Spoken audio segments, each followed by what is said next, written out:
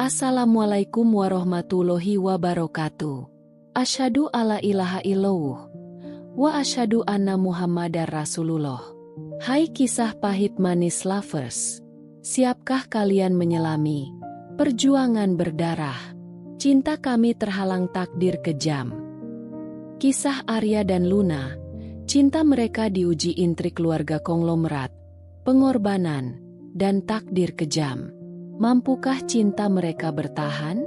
Saksikan setiap episode dan tinggalkan komentar dari kota kalian.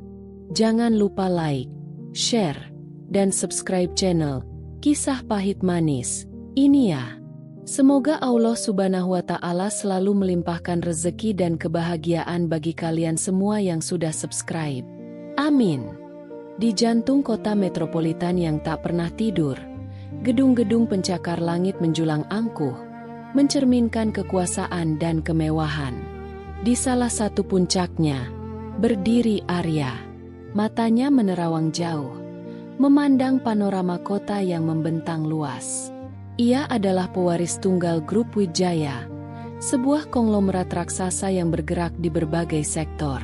Sejak kecil, hidupnya telah diatur, jalannya digariskan. Setiap langkahnya adalah bagian dari rencana besar yang dibuat oleh ayahnya. Namun, di balik jas mahal dan senyum formalnya, Arya menyimpan kegelisahan. Jiwanya meronta, merindukan kebebasan yang tak pernah ia rasakan. Ia ingin merasakan hidup yang nyata, jauh dari bayang-bayang nama besar keluarganya. Pagi itu, seperti biasa, Arya berangkat menuju kantor dengan mobil mewahnya. Namun, takdir memiliki rencana lain. Di persimpangan jalan yang ramai, sebuah insiden kecil terjadi. Seorang gadis dengan sepeda bututnya tiba-tiba muncul di hadapan mobil Arya. Rem mendadak berdecit, dan Arya turun dengan cepat. Di hadapannya, Luna terduduk di aspal, keranjang belanjaannya berhamburan. Wajahnya menunjukkan keterkejutan, namun matanya memancarkan kekuatan yang tak terduga. Arya segera mendekat, menawarkan bantuan. "Maafkan saya, Anda baik-baik saja?" tanyanya. Suaranya lembut, jauh dari kesan kaku seorang pebisnis. Luna menatapnya. Ada sedikit kekagetan di matanya melihat pria berpenampilan rapi itu menolongnya. Ia berusaha tersenyum, meski kakinya terasa perih. "Saya baik-baik saja, Tuan. Hanya sedikit terkejut," jawabnya. Suaranya merdu. Di tengah kesibukan kota yang tak peduli, Arya dan Luna saling bertukar pandang. Untuk sesaat, dunia mereka yang berbeda seolah menyatu. Arya merasakan sesuatu yang aneh, sebuah getaran yang belum pernah ia alami sebelumnya. Luna, di sisi lain, merasakan kehangatan yang tak terduga dari tatapan mata Arya. Mereka tidak tahu bahwa pertemuan singkat ini adalah awal dari sebuah kisah yang akan mengubah hidup mereka selamanya, menyeret mereka ke dalam badai perjuangan berdarah yang tak terbayangkan. Takdir kejam telah mulai menganyam benangnya, mengikat dua jiwa dari dunia yang berbeda. Sejak pertemuan yang tak disengaja itu, Arya tidak bisa berhenti memikirkan Luna. Senyumnya, keberaniannya, dan matanya yang memancarkan ketulusan, semua itu mengusik ketenangan hatinya. Hidup Arya yang selama ini teratur dan penuh perhitungan, kini terasa hambar tanpa kehadiran Luna dalam pikirannya. Ia menyadari bahwa ia ingin mengenal gadis itu lebih jauh, lepas dari segala status dan ekspektasi keluarganya. Arya mulai mencari cara untuk bertemu Luna lagi. Dengan sedikit bantuan dari salah satu bawahannya yang paling dipercaya, ia berhasil menemukan informasi tentang Luna. Gadis itu bekerja di sebuah toko roti kecil di sudut kota, dan tinggal di sebuah perkampungan padat penduduk bersama ayah dan adik-adiknya. Kehidupan Luna sangat jauh berbeda dengan Arya, sebuah jurang pemisah yang lebar. Namun, justru perbedaan itulah yang semakin menarik Arya. Ia merasa penasaran dengan dunia Luna yang sederhana namun penuh perjuangan. Suatu sore, Arya memberanikan diri mengunjungi toko roti tempat Luna bekerja. Ia datang bukan sebagai seorang pewaris konglomerat, melainkan sebagai pelanggan biasa. Luna terkejut melihat Arya, namun ia menyambutnya dengan ramah. Mereka berbicara, berbagi cerita tentang kehidupan masing-masing. Arya menceritakan bagaimana ia merasa terperangkap dalam ekspektasi keluarganya, sementara Luna berbagi tentang mimpinya untuk memberikan kehidupan yang lebih baik bagi keluarganya. Seiring berjalannya waktu, pertemuan mereka menjadi semakin sering. Mereka pergi ke taman kota, makan di warung sederhana, dan tertawa bersama. Di setiap momen kebersamaan, benih-benih cinta mulai tumbuh subur di hati mereka. Arya merasa bebas saat bersama Luna, seolah semua beban di pundaknya lenyap. Luna, di sisi lain, merasakan kehangatan dan dukungan yang belum pernah ia dapatkan sebelumnya. Arya melihatnya bukan sebagai gadis miskin, tetapi sebagai pribadi yang kuat dan inspiratif. Namun, kebahagiaan mereka tidak akan bertahan lama. Di balik setiap tawa dan senyuman, ada bayangan gelap yang mulai mengintai. Cinta mereka, yang tumbuh di antara dua dunia berbeda, akan segera dihadapkan pada ujian terberat. Jalinan takdir kejam perlahan mulai mengencang, siap mencekik kebahagiaan yang baru saja mereka rasakan. Cinta Arya dan Luna yang semakin dalam, tak bisa lagi disembunyikan. Kebahagiaan mereka memancar, terlihat oleh orang-orang di sekitar mereka. Namun, kabar tentang hubungan Arya, pewaris tunggal grup Wijaya, dengan seorang gadis dari kalangan biasa, akhirnya sampai ke telinga Nyonya Renata, ibu Arya. Nyonya Renata adalah seorang wanita yang berkuasa, dengan ambisi besar untuk masa depan putranya. Ia telah merencanakan segalanya untuk Arya, termasuk perjodohan dengan Clara, putri dari keluarga terpandang yang akan memperkuat kerajaan bisnis mereka. Nyonya Renata murka. Ia tidak bisa menerima kenyataan bahwa Arya, permata hatinya, menjalin hubungan dengan Luna yang dianggapnya tidak setara. Bagi Nyonya Renata, Luna hanyalah penghalang bagi rencana besarnya. Ia melihat Luna sebagai ancaman, noda yang akan merusak citra keluarga Wijaya dan menghancurkan masa depan Arya yang telah ia impikan. Suatu sore, Nyonya Renata memanggil Arya. Ruang kerjanya yang mewah terasa dingin, dipenuhi ketegangan. Dengan suara tenang namun penuh penekanan, Nyonya Renata mulai berbicara. Arya, Ibu sudah dengar tentang gadis itu. Lupakan dia. Dia bukan untukmu. Masa depanmu sudah ibu atur dengan Clara. Arya mencoba membela diri, menjelaskan perasaannya pada Luna. Namun, Nyonya Renata tak mau mendengar. Ia memandang Arya dengan tatapan tajam, penuh ancaman. Jika kau bersikeras melanjutkannya, kau akan menyesal, Arya. Ingat, ibu bisa melakukan apa saja untuk melindungi nama baik keluarga ini dan masa depanmu. Ancaman Nyonya Renata tidak main-main. Ia segera memerintahkan anak buahnya untuk menyelidiki Luna dan keluarganya. Nyonya Renata ingin menemukan kelemahan Luna, sesuatu yang bisa digunakannya untuk memisahkan mereka. Hidup Luna yang sederhana dan penuh perjuangan, kini menjadi target empuk bagi intrik keji Nyonya Renata. Ia mulai melancarkan serangan-serangan halus, namun mematikan. Di sisi lain, Pak Hendra, ayah Luna, yang sakit-sakitan, mulai merasakan dampak dari tekanan ini. Kesehatan fisiknya menurun, dan kecemasan akan masa depan putrinya semakin membebani pikirannya. Sementara itu, Johan, teman masa kecil Luna yang diam-diam mencintainya, melihat semua ini dengan perasaan campur aduk. Hatinya terluka melihat Luna menderita, namun ia juga merasa ada harapan. Ia bersumpah dalam hati untuk melindungi Luna, bahkan jika itu berarti harus berhadapan dengan keluarga Arya. Bayangan gelap semakin mendekat, mengancam untuk menelan cahaya cinta Arya dan Luna. Mereka belum tahu bahwa ini hanyalah permulaan dari badai yang sesungguhnya.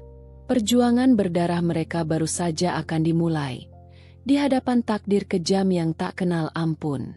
Nyonya Renata tidak membuang waktu. Setelah peringatannya kepada Arya tidak dihiraukan, ia mulai melancarkan serangannya. Target pertamanya adalah pekerjaan Luna. Dengan menggunakan pengaruh dan kekuasaannya, Nyonya Renata menghubungi pemilik toko roti tempat Luna bekerja. Tanpa penjelasan yang jelas, Luna diberhentikan. Ia merasa terpukul, bingung dan sedih. Sumber penghasilan utamanya untuk keluarga tiba-tiba hilang. Tidak berhenti sampai di situ, Nyonya Renata juga menyebarkan fitnah keji tentang Luna. Ia menghembuskan rumor bahwa Luna adalah gadis matre yang hanya mengincar harta Arya, bahwa Luna telah merayu Arya, dan bahwa Luna memiliki reputasi buruk. Berita bohong itu menyebar cepat di lingkungan tempat tinggal Luna, membuat banyak orang memandangnya dengan curiga dan sinis. Luna yang lugu dan pekerja keras, tiba-tiba menjadi objek gunjingan dan cibiran. Hidup Luna berubah menjadi neraka. Setiap hari ia menghadapi tatapan menghakimi, bisikan-bisikan tajam, dan penolakan. Beberapa tetangga yang biasanya ramah kini menjauhinya. Bahkan teman-temannya pun mulai menjaga jarak, takut terbawa masalah. Luna merasa sendirian, seolah seluruh dunia berbalik melawannya. Ia berusaha mencari pekerjaan lain, namun setiap kali ia melamar, entah mengapa selalu ada penolakan. Seolah-olah ada tangan tak terlihat yang menghalangi setiap langkahnya. Arya mencoba mencari tahu apa yang terjadi. Ia merasakan ada sesuatu yang tidak beres. Ketika ia mendengar kabar tentang pemecatan Luna dan fitnah yang beredar, amarahnya memuncak. Ia tahu ini adalah ulah ibunya. Arya mendatangi Nyonya Renata, menuntut penjelasan. Namun, ibunya dengan dingin membantah semua tuduhan. Ibu tidak ada hubungannya dengan semua ini, Arya. Mungkin memang dia tidak pantas mendapatkan pekerjaan itu. Lagi pula, apa gunanya gadis seperti dia bergaul dengan orang-orang sepertimu? Dia hanya akan membuatmu malu. Kata-kata Nyonya Renata menusuk hati Arya. Ia tahu ibunya berbohong. Konflik antara Arya dan ibunya semakin meruncing. Arya merasa terjepit di antara cintanya pada Luna dan tanggung jawabnya sebagai putra tunggal. Di sisi lain, Pak Hendra, ayah Luna, semakin khawatir melihat kondisi putrinya. Penyakitnya semakin parah karena beban pikiran. Johan, yang melihat semua ini, merasa hatinya hancur. Ia ingin sekali melindungi Luna dari semua penderitaan ini, namun ia merasa tak berdaya menghadapi kekuasaan keluarga Wijaya. Tekanan demi tekanan terus menghantam Luna. Ia mulai bertanya-tanya, apakah cinta mereka memang ditakdirkan untuk menderita? Pertarungan ini bukan lagi sekadar perebutan cinta, melainkan perjuangan untuk bertahan hidup di tengah badai teror dan fitnah keji yang diciptakan oleh takdir kejam. Setelah kehilangan pekerjaan dan terus-menerus dihantam fitnah, Luna merasa hancur. Namun, penderitaannya tak berhenti sampai di situ. Nyonya Renata, tidak puas dengan kehancuran reputasi Luna, mulai menyasar orang-orang terdekat gadis itu. Diam-diam, ia mengirim orang untuk mengganggu usaha kecil-kecilan tetangga yang selama ini membantu Luna dan keluarganya. Beberapa warung kelontong kecil yang sering didatangi Luna, tiba-tiba mengalami kerugian atau didatangi preman tak dikenal yang membuat onar. Lingkungan tempat tinggal Luna menjadi semakin mencekam. Luna akhirnya menyadari bahwa semua kesulitan ini adalah ulah Nyonya Renata. Ia merasa sangat tertekan. Ayahnya, Pak Hendra, semakin hari semakin sakit-sakitan. Batuknya seringkali disertai darah, dan tubuhnya terlihat semakin kurus. Beban pikiran karena melihat putrinya menderita telah memperparah kondisinya.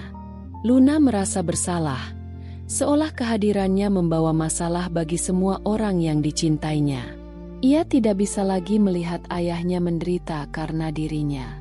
Di tengah keputusasaan itu, Nyonya Renata tiba-tiba muncul di hadapan Luna. Kali ini, ia datang secara langsung, dengan tatapan dingin dan senyum sinis. "Kau lihat, Luna, kau hanya membawa masalah. Jika kau terus bersama Arya, bukan hanya kau yang akan hancur, tetapi juga ayahmu dan seluruh orang di sekitarmu. Pikirkan baik-baik. Aku bisa melakukan yang lebih parah."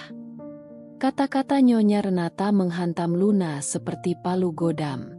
Ia menatap wajah ibunya Arya yang kejam, dan merasa gentar.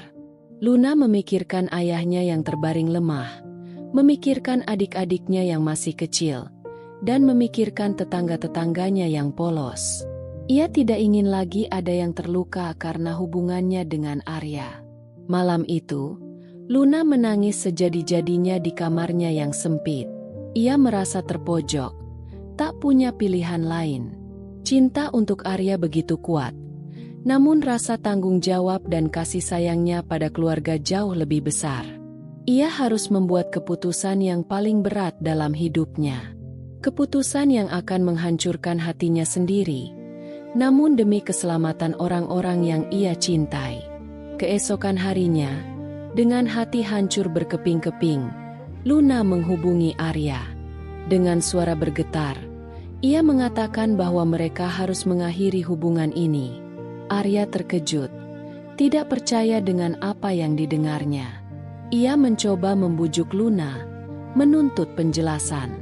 Namun, Luna hanya bisa menangis, tidak sanggup mengungkapkan kebenaran tentang ancaman Nyonya Renata. Ia ingin Arya membencinya, agar lebih mudah bagi Arya untuk melupakannya. Keputusan Luna ini adalah sebuah pengorbanan yang pahit. Ia memilih untuk melepaskan cinta sejatinya, demi melindungi semua orang yang ia sayang dari takdir kejam yang terus mengintai. Namun, apakah perpisahan ini akan benar-benar membawa kedamaian, atau justru membuka babak baru dalam perjuangan berdarah yang belum usai? Keputusan Luna untuk mengakhiri hubungan mereka menghantam Arya seperti sambaran petir.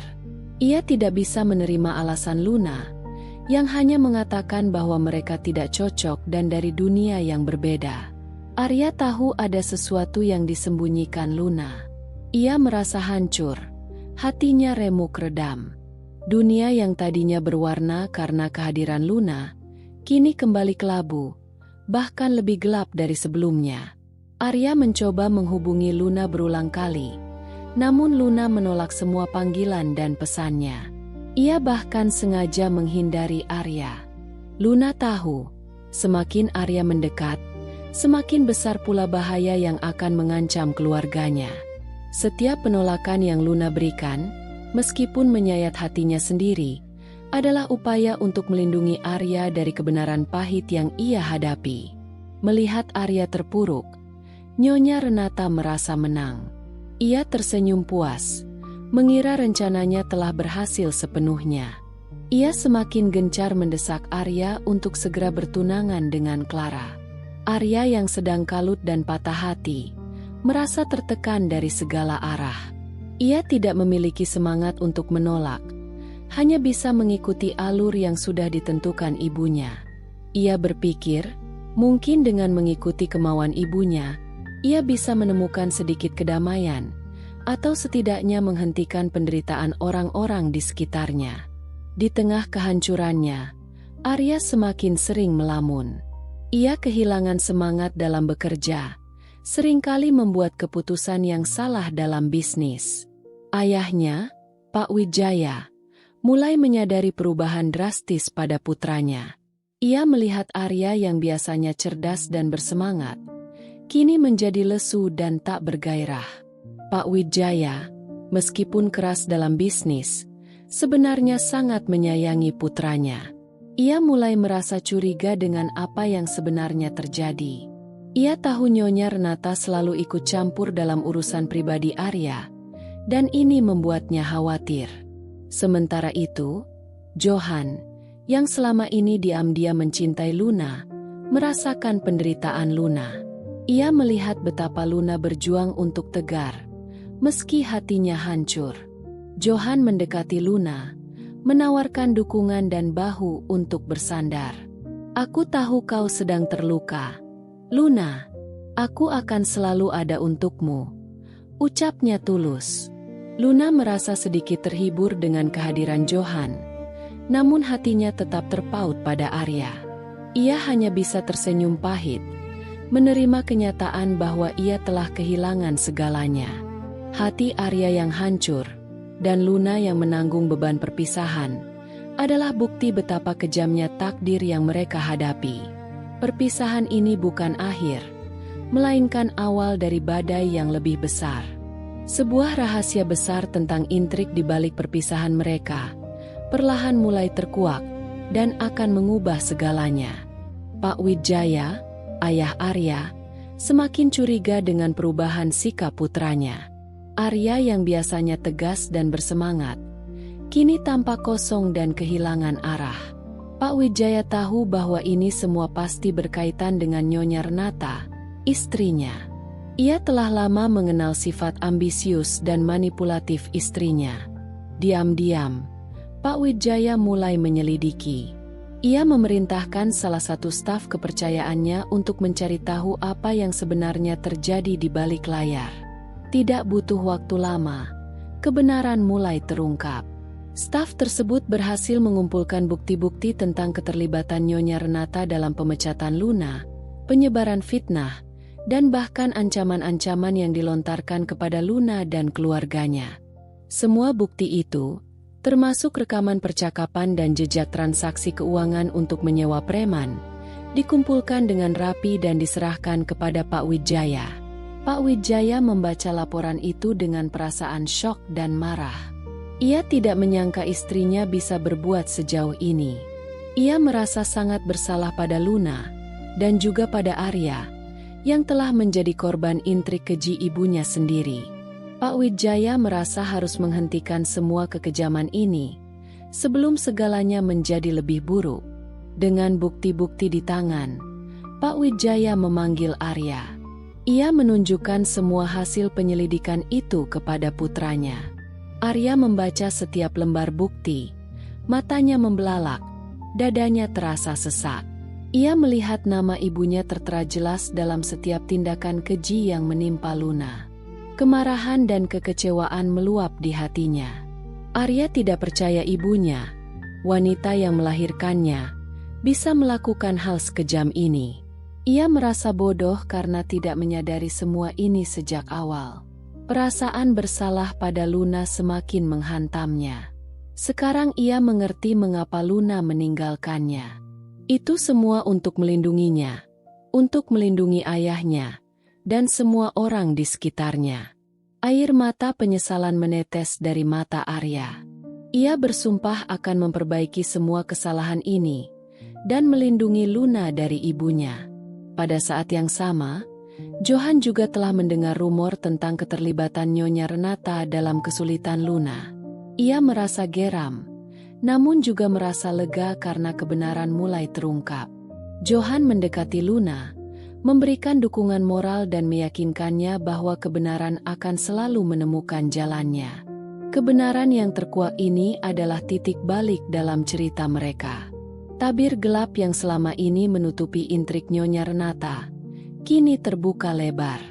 Arya dan Luna, yang sempat terpisah oleh kebohongan dan ancaman, kini memiliki kesempatan untuk bersatu kembali, menghadapi takdir kejam itu bersama. Namun, Nyonya Renata tidak akan menyerah begitu saja.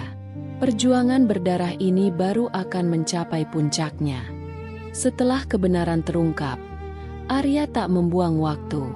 Dengan hati yang membara oleh amarah dan penyesalan, ia langsung mendatangi Nyonya Renata. Konfrontasi besar tak terhindarkan. Arya menuntut penjelasan, melemparkan semua bukti di hadapan ibunya. Nyonya Renata, yang biasanya tenang dan angkuh, tampak terkejut. Namun, ia tidak gentar. Ia mencoba menyangkal, beralasan bahwa semua itu demi kebaikan Arya. "Ini semua untukmu, Arya," Gadis itu hanya akan menghancurkan masa depanmu, seru Nyonya Renata. Suaranya meninggi. Arya menatap ibunya dengan tatapan kecewa. Tidak, Ibu. Ini bukan demi kebaikanku. Ini demi ambisi ibu sendiri. Ibu sudah menyakiti Luna, menyakiti keluarganya, dan juga menghancurkan hatiku. Pertengkaran sengit itu berakhir dengan kehancuran hubungan ibu dan anak. Arya menyatakan bahwa ia tidak akan pernah memaafkan ibunya jika Nyonya Renata tidak menghentikan semua kekejamannya. Ia juga mengancam akan membongkar semua kejahatan ibunya ke publik jika Nyonya Renata terus mengganggu Luna. Sementara Arya berkonfrontasi dengan ibunya, Pak Wijaya mengambil langkah tegas. Ia mengadakan rapat darurat dengan Dewan Direksi Grup Wijaya. Dengan bukti-bukti yang jelas, Pak Wijaya membeberkan semua kelakuan Nyonya Renata yang merugikan nama baik perusahaan dan keluarga. Ia mencopot semua jabatan Nyonya Renata di perusahaan dan mengisolasi kekuatan finansialnya. Nyonya Renata, yang selama ini berkuasa, kini kehilangan semua jabatannya dan tak lagi bisa menggunakan aset perusahaan untuk memuluskan ambisi pribadinya. Ia merasakan kehancuran yang tak terhingga setelah semua rencananya berantakan. Di sisi lain, Arya segera menemui Luna. Dengan wajah penuh penyesalan, ia meminta maaf atas semua penderitaan yang telah Luna alami. Arya menjelaskan semua intrik keji yang dilakukan ibunya, dan bagaimana ia telah dibutakan oleh kebohongan. Luna mendengarkan dengan seksama, air matanya menetes. Ia tidak menyalahkan Arya, karena ia tahu Arya juga adalah korban. Arya menggenggam tangan Luna. Maafkan aku, Luna. Aku janji, aku akan melindungimu. Kita akan menghadapi ini bersama. Luna menatap mata Arya, melihat ketulusan di sana. Ia tahu, meskipun badai belum sepenuhnya reda, ia tidak lagi sendirian. Mereka berdua, dari dua dunia yang berbeda, kini bersatu dalam perjuangan melawan takdir kejam. Konfrontasi dengan Nyonya Renata telah membawa kehancuran pada hubungan keluarga, namun juga membuka jalan bagi Arya dan Luna untuk kembali bersatu. Perjalanan mereka masih panjang, dan rintangan yang lebih besar mungkin masih menanti. Meskipun Nyonya Renata telah kehilangan semua jabatannya di perusahaan dan kekuasaan finansialnya dibatasi, ia tidak menyerah begitu saja. Sifat ambisius dan pendendamnya justru semakin membara. Nyonya Renata tidak terima dengan kehancuran yang ia alami. Ia merasa dikhianati oleh Arya dan Pak Wijaya. Diam-diam, ia mulai menyusun rencana balas dendam. Nyonya Renata masih memiliki koneksi gelap dan beberapa orang kepercayaannya yang fanatik, yang bersedia membantunya untuk menghancurkan Arya dan Luna. Target Nyonya Renata kini semakin jelas. Ia akan menghancurkan kebahagiaan Arya dan Luna, dan membuat mereka menderita. Ia ingin mereka merasakan kepedihan yang sama seperti yang ia rasakan. Nyonya Renata menggunakan koneksinya untuk menciptakan masalah baru bagi Arya di perusahaan. Ia menyebarkan rumor, merusak kesepakatan bisnis, dan mencoba memanipulasi para pemegang saham agar tidak percaya pada kepemimpinan Arya. Kondisi perusahaan menjadi goyah, saham mulai menurun, dan Arya harus berjuang keras untuk menstabilkan kembali keadaan. Sementara itu, ancaman juga mulai dirasakan oleh Luna. Nyonya Renata mengirim orang-orang untuk mengganggu ketenangan keluarganya. Rumah mereka dilempari batu, dindingnya dicoret-coret dengan kata-kata fitnah, dan mereka seringkali diikuti oleh orang tak dikenal. Ketakutan kembali menyelimuti Luna dan keluarganya. Pak Hendra, yang kesehatannya sudah sangat lemah, semakin tertekan dengan teror ini. Kondisinya semakin kritis, dan Luna harus berjuang keras untuk merawat ayahnya sambil menghadapi semua ancaman yang datang. Arya, yang kini kembali bersama Luna, berusaha sekuat tenaga untuk melindungi gadis itu. Ia menyewa pengawal pribadi untuk menjaga Luna dan keluarganya. Namun, Nyonya Renata sangat licik. Ia selalu menemukan celah, selalu menemukan cara untuk melancarkan serangannya. Arya merasa frustrasi. Ia tidak ingin Luna dan keluarganya terus-menerus hidup dalam ketakutan. Di tengah badai ini, Johan tetap setia mendampingi Luna. Ia selalu ada untuk memberikan dukungan, membantu menjaga Pak Hendra, dan ikut menghadapi teror yang datang. Johan merasa semakin khawatir dengan keselamatan Luna, dan ia bersumpah dalam hati akan melakukan apapun untuk melindungi gadis yang dicintainya itu. Badai baru telah muncul di horizon, lebih besar dan lebih berbahaya dari sebelumnya. Nyonya Renata, yang kini bersembunyi dalam bayangan, menjadi musuh yang tak terlihat namun mematikan. Arya dan Luna harus bersiap menghadapi pertarungan yang lebih sengit. Perjuangan berdarah mereka masih jauh dari kata usai. Takdir kejam seolah ingin melihat mereka hancur berkeping-keping. Teror yang dilancarkan Nyonya Renata mencapai puncaknya. Suatu malam, ketika Luna sedang sendirian di rumah merawat Pak Hendra yang kondisinya semakin kritis, sekelompok preman suruhan Nyonya Renata menyerbu. Mereka mencoba menculik Luna, berniat membawanya ke suatu tempat terpencil atas perintah Nyonya Renata. Luna melawan sekuat tenaga, berteriak meminta tolong. Pak Hendra, mendengar putrinya dalam bahaya, mengumpulkan sisa-sisa kekuatannya dan mencoba membantu. Di tengah kekacauan itu, Arya dan Johan datang tepat waktu. Arya yang telah memasang alat pelacak pada ponsel Luna setelah insiden-insiden sebelumnya, segera menyadari bahaya. Ia dan Johan, yang kebetulan sedang bersamanya, langsung bergegas ke rumah Luna. Pertarungan sengit tak terhindarkan. Arya dan Johan berjuang mati-matian melawan para preman. Dalam kekacauan itu, Pak Hendra yang mencoba melindungi Luna, tiba-tiba jatuh tak sadarkan diri. Luna berteriak histeris, menghampiri ayahnya. Para preman akhirnya berhasil dilumpuhkan oleh Arya dan Johan, dibantu oleh beberapa tetangga yang berani setelah mendengar keributan. Namun, kemenangan itu terasa pahit. Pak Hendra segera dilarikan ke rumah sakit, namun kondisinya sangat kritis. Beberapa jam kemudian, Pak Hendra menghembuskan napas terakhirnya, meninggalkan Luna dalam kesedihan yang mendalam. Kematian Pak Hendra menjadi pukulan telak bagi Luna. Ia merasa kehilangan segalanya. Di tengah duka, Arya dan Johan selalu ada di sisinya, memberikan kekuatan. Arya bersumpah untuk membalas perbuatan ibunya, bukan dengan kekerasan, melainkan dengan keadilan. Ia dan Pak Wijaya mengumpulkan semua bukti kejahatan Nyonya Renata, termasuk laporan polisi dari insiden penculikan dan kematian Pak Hendra yang diperparah oleh teror. Dengan bantuan pengacara terbaik, Nyonya Renata akhirnya ditangkap dan dijatuhi hukuman berat. Ia harus mempertanggungjawabkan semua perbuatannya di mata hukum. Setelah badai berlalu, Luna membutuhkan waktu untuk pulih dari kesedihan. Arya dengan sabar menemaninya, memberikan dukungan penuh. Ia juga memastikan adik-adik Luna mendapatkan pendidikan yang layak dan kehidupan yang aman.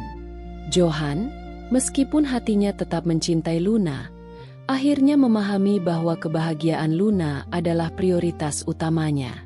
Ia memilih untuk tetap menjadi sahabat terbaik Luna, selalu mendukungnya. Waktu berjalan, luka-luka mulai sembuh. Luna, dengan dukungan Arya, bangkit kembali. Ia melanjutkan mimpinya, membuka toko roti kecilnya sendiri, dan berhasil. Bisnisnya berkembang. Ia menjadi wanita yang kuat dan mandiri, tidak melupakan pelajaran dari masa lalu.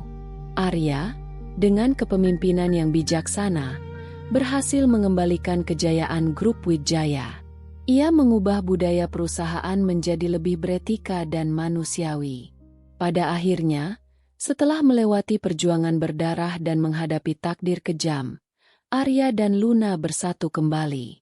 Cinta mereka, yang teruji oleh penderitaan, tumbuh menjadi lebih kuat dan kokoh. Mereka belajar bahwa cinta sejati bukan hanya tentang kebahagiaan, tetapi juga tentang pengorbanan, ketahanan, dan kekuatan untuk menghadapi badai bersama. Mereka membangun keluarga kecil yang bahagia, di mana cinta dan keadilan selalu menjadi fondasi utamanya. Kisah mereka menjadi bukti bahwa bahkan di tengah kekejaman takdir, cinta yang tulus akan selalu menemukan jalan menuju kemenangan. Para penonton setia, kisah pahit manis. Dari cerita, perjuangan berdarah, cinta kami terhalang takdir kejam. Kita bisa memetik banyak hikmah. Kisah Arya dan Luna mengajarkan kita tentang kekuatan cinta sejati yang mampu bertahan menghadapi segala rintangan, bahkan intrik kejam dan kehilangan yang mendalam. Cinta bukanlah sekadar perasaan, tetapi juga tentang pengorbanan, keberanian untuk melawan ketidakadilan, dan kesetiaan di saat-saat terberat. Kita juga melihat bahwa ambisi yang membutakan dapat menghancurkan segalanya, termasuk hubungan keluarga. Kekuasaan dan kekayaan seringkali menjadi godaan, namun kebahagiaan sejati ditemukan dalam ketulusan dan kebaikan hati. Perjuangan hidup memang tak selalu mudah, namun dengan keyakinan dan dukungan dari orang-orang terkasih, kita akan selalu menemukan jalan menuju harapan dan kemenangan. Semoga Allah Subhanahu wa Ta'ala senantiasa memberikan kita kekuatan untuk menghadapi setiap takdir dan menuntun kita pada kebahagiaan yang hakiki. Terima kasih sebesar-besarnya kami ucapkan kepada seluruh penonton yang telah setia mengikuti perjalanan Arya dan Luna dari awal hingga akhir. Dukungan dan antusiasme kalian adalah semangat bagi kami untuk terus menyajikan kisah-kisah penuh makna. Jangan lupa untuk terus saksikan kisah pahit manis dan bagikan cerita ini kepada teman-teman kalian. Sampai jumpa di kisah-kisah kami berikutnya.